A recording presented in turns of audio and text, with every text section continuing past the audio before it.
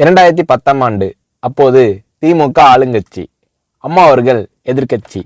ஒரு பெரிய மிரட்டல் விடுத்து அம்மா அவர்களுக்கு எதிராக மதுரை மாவட்டத்தில் பல இடங்களில் போஸ்டர் ஒட்டியிருந்தார்கள். அந்த போஸ்டரில் அம்மா அவர்கள் மதுரைக்கு வந்தால் திரும்பி செல்ல மாட்டார், மதுரைக்கு அம்மா அவர்கள் வரக்கூடாது என்று மதுரை மாவட்டத்தில் பல இடங்களில் அந்த போஸ்டரை ஒட்டி பெரிய மிரட்டல் எல்லாம் கொடுத்தார்கள்.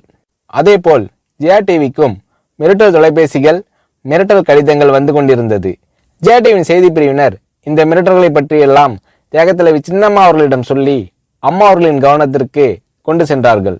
அம்மா அவர்கள் துணிச்சல், வீரம், கம்பீரம் இவற்றின் ஒட்டுமொத்த உருவம். அதனால் புரட்சி தலைவி அம்மா அவர்கள், நான் மதுரைக்கு போய் தீருவேன், பொதுக்கூட்டத்தில் பேசியே தீருவேன், எது நடந்தாலும் எதிர்கொள்கிறேன் என்று சொல்கிறார்கள்.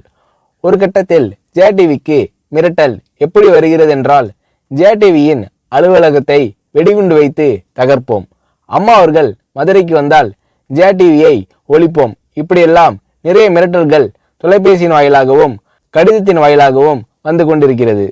இந்த மிரட்டல்களை எல்லாம் கடந்து அம்மா அவர்கள் மதுரைக்கு சென்று பிரம்மாண்டமான பொதுக்கூட்டத்தில் லட்சக்கணக்கான மக்கள் மத்தியில் எழுச்சி உரையாற்றும் போது, ஒரு எதிர்க்கட்சியின் தலைவி என்ற முறையில் என்னை நீங்கள் மிரட்டுங்கள், ஒரு எதிர்க்கட்சியினை நான் நடத்துகிறேன் என்பதற்காக கழகத்தை மிரட்டுங்கள், ஜெயா டிவியை எதற்காக மிரட்டுகிறீர்கள், ஜெயா டிவியின் அலுவலகத்தை நீங்கள் தகர்ப்பீர்களா, ஜெயா டிவியை நீங்கள் ஒழித்து கட்டிவிடுவீர்களா, பார்க்கலாமா, ஜெயா டிவியை ஒழித்து கட்டிவிட்டால் என்னுடைய அரசியல் குரலை ஒழித்து விடலாம் என்று கனவு காணுகிறீர்களா?